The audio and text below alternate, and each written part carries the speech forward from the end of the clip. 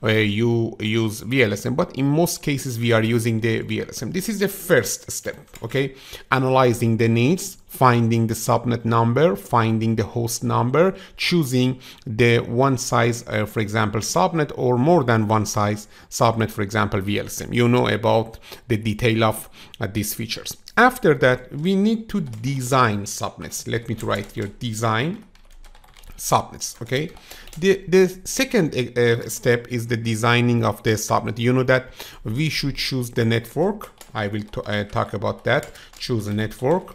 For example, you know that when we are designing one IP addressing scenario, first we have one network for subnetting. For example, 192.168.10/24 in the scenarios you saw until now, or other network that you want, you can choose the network. After that, you need to choose the mask I mentioned before, and after that you need to list all, okay, list all subnets. You know about it.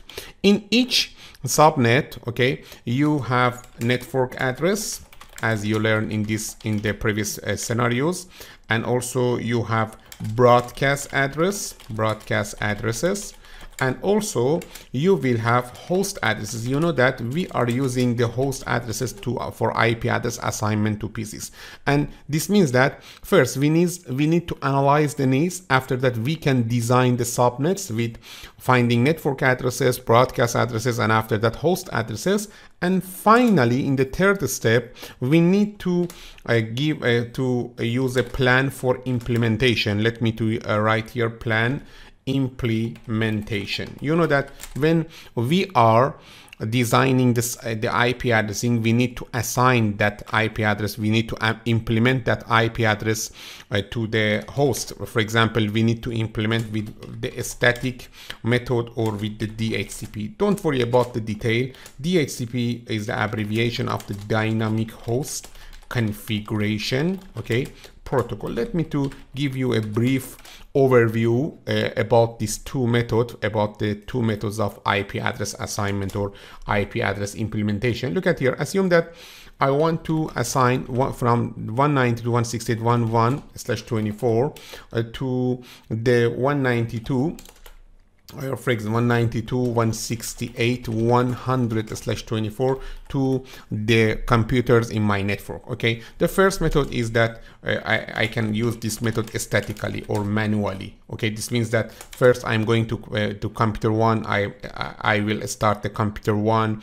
After that, we can assign this IP address to the computer 1, again to computer 2, again to computer 3, and this means that this is a for example, time-consuming task, and maybe this result to the highest overhead of administration, and maybe this is an error-prone method. Because of that, in most cases, when we need to assign many IP addresses to PCs, we are using some services in the networks. One of the most famous of the assignment of IP addressing to the host is the DHCP or Dynamic Host Configuration Protocol. In DHCP services, we have one DHCP server, and in DHCP server we have a pool of IP address. For example, from 192.168.11/24 to 192.168.100/24. The detail is not important for now, but also we have some DHCP clients. DHCP clients means the system that needs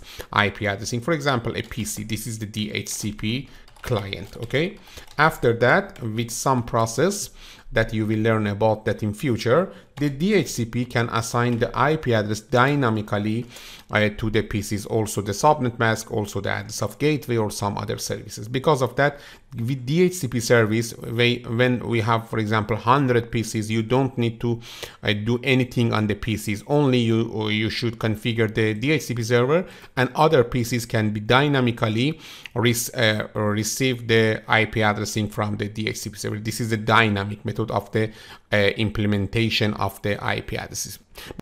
And now you learn about the IP addressing subnetting operational view. We have 3 steps: analyze the needs, finding the subnet numbers, finding the host number, and after that design subnets, and finally implementing our design with a static method or DHCP method. You know that in the operational and IP addressing subnetting, maybe we will have different subnet masks. For example, assume that in this scenario, let me to show you to configure or draw one scenario for you. Look at here, we have a switch.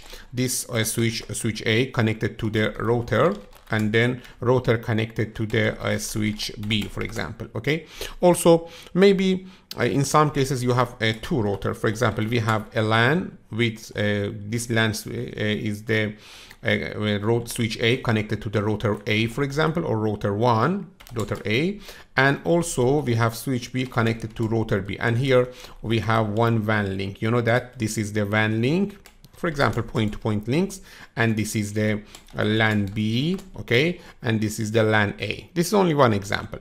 In for example, in LAN A we have only for example 30 hosts, okay, and here in there between the router A and router B we have for example only 2 hosts, 2 IP. We need 2 IP address, and here we have 200 hosts. Because of that, you know that here we should use this subnet mask 255.224, because we need only 5 bit for hosts, and with 5 bit we will design 30 hosts, and here we should use the 255.255.255.252. We need only 2 hosts, and also here we have 200 hosts. Because of that, let me use 255.255.255.0/24. Here we are using /27, here we are using /30, and here we are using /24. This is the VLSM or variable subnet mask. As you can see here, our PCs in the LAN A, okay, are for example less than of the LAN B. Because of that, we don't need to waste the IP addresses of the for example different in different LANs. You should first find or analyze the needs. For example, here we have 30 hosts, here we have 2 hosts, here we have 200 hosts. You need to find it. You need to analyze the computers, the other devices, the hosts in this network, and finally you will have the result about the subnets and also the host in the subnets. After that, you can start the design. You learned about the design in the previous previous video, and finally you will implement this IP addressing plan with static or DHCP. You will learn about these 2 methods in the future, but for now let me to say that a static method is not a suitable method for a large networks, because it has overhead of administration, and also this is error prone method. And DHCP is a good and suitable method. Because of that, we are using the DHCP in most cases.